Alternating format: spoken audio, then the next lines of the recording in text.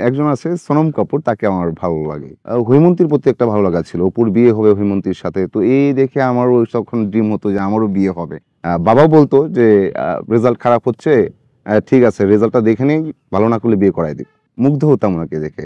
মুগ্ধতা নিয়ে তাকায়ে থাকতাম এরকম। সেভাবে খুব তারকাদের প্রেমে পড়া হয় না। বাট আ ছোটবেলায় নাটক দেখা হতো, তাও বিটিভিতে। তো তখন যারা অভিনয় করতেন তার মধ্যে ঈশিতা আপুকে আমার বেশ ভালো লাগতো। উনি খুব মানে উনাকে বেশ ভালো লাগতো। উনার নাটক আসলে আমি দেখে যেত যে অন্যান্য নাটক আ দেখছি, যাচ্ছি কোথাও, কিন্তু ঈশিতা আপুর নাটক আসলে আমি বসে যেতাম আরকি। যে আবার কখন উনি স্ক্রিনের সামনে আসবেন। উনাকে ভালো লাগতো অনেক। উনার আ তখন উনি যেরকম মানে অভিনয়ে যেটা ছিল যে উনার বাচনভঙ্গি খুব ভালো লাগতো। উনি দেখতে বেশ সুন্দর। আ এবং মাঝে, মাঝে যখন উনার কিছু সংলাপ থাকতো তখন চটপটে কথা বলতেন। এখন তো অনেক উনি ধীরস্থির। সেই ব্যাপারগুলো ভালো লাগতো আরকি। তখন তো বলতে গেলে আমি শিশু। তখন তো প্রেম কি বুঝি না বা এসব একদমই বুঝি না। মুগ্ধ হতাম উনাকে দেখে।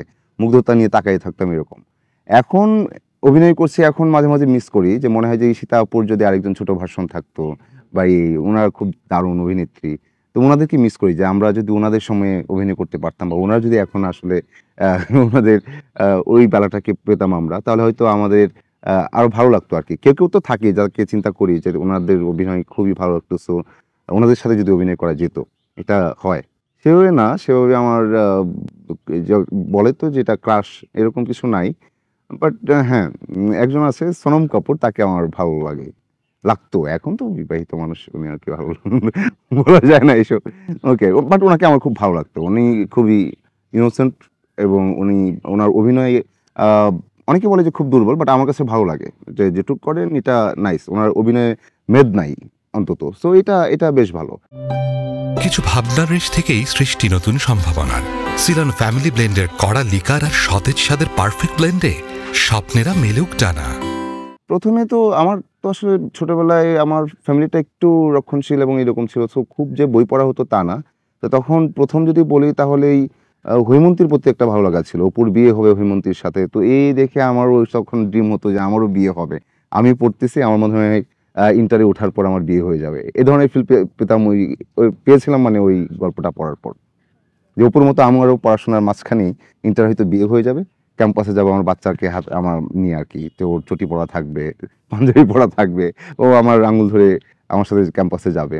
এরকম একটা চিন্তা তখন ছিল। আমি একটু বেশি সোজা-সাপটা ছিলাম। বাবাও বলতো যে, "রেজাল্ট খারাপ হচ্ছে। ঠিক আছে, রেজাল্টটা দেখে নেই, ভালো না করলে বিয়ে করায় দিবো।" তো এই আরকি। আম্মা বেশি চাপ দিত। আম্মার এই চিল্লাপাল্লা শুনে আব্বার কথা ছিল এইটাই যে, "রেজাল্টটা দেখি, ঠিকঠাক না হলে বিয়ে করায় দিব।" এটা যখন ইন্টারও পাস করে ফেললাম, অনার্সে ভর্তি হয়ে গেলাম। বাট না, আমার যেই স্বপ্ন ছিল, স্বপ্নটা আর পূরণ হলো না এবং তখন গিয়ে বুঝলাম যে বাস্তবতা এরকম না আসলে। বাবা বলছে এগুলো ফান করে। আমি এটাকে সিরিয়াসলি ভেবে নিয়েছিলাম, এরকম আরকি। যেখানে সেখানে উপস্থিত হয় বলতে আমি তো যেখানে সেখানে উপস্থিত থাকি না। আমি খুবই ঘরকোনো মানুষ। একদম ঘরে থাকি কাজ শেষে আ এবং খুব অলস। আ তখন ঘরে বসে, বসে ওই বই পড়া হয়, ফিল্ম দেখা হয়, এটা সেটা এই। আম পাগলামি দেখি অনেকেই করে ইনবক্সে বা নানাভাবে। কেউ, কেউ গিফট পাঠায় নানাজনকে আ নানাজনের মাধ্যমে আরকি। তো ভাইয়া হয়ে আসে। তো উনাদের মাধ্যমে আমি বলি যে, "আপনি জানাবেন যে আমি খুব খুশি হয়েছি এবং উনাকে জানাবেন যে আ আমার যেন উনি ভালোবাসা গ্রহণ করেন, আমার আ রেসপেক্ট গ্রহণ করেন এবং আমার জন্য যেন দোয়া করেন।" এরকম হয়। না, ভয় পাই না। যে পাগল ভক্তের কাছে যেতে ভয় পাই না। মানে যাওয়াই হয় না। এমনিতে ব্যস্ত থাকি, নয়তো আমি একদম আমাকে নিয়ে ব্যস্ত থাকি। হয় কাজে ব্যস্ত, নয়তো আমাকে নিয়ে ব্যস্ত থাকি খুব একটা। এটাই হয়।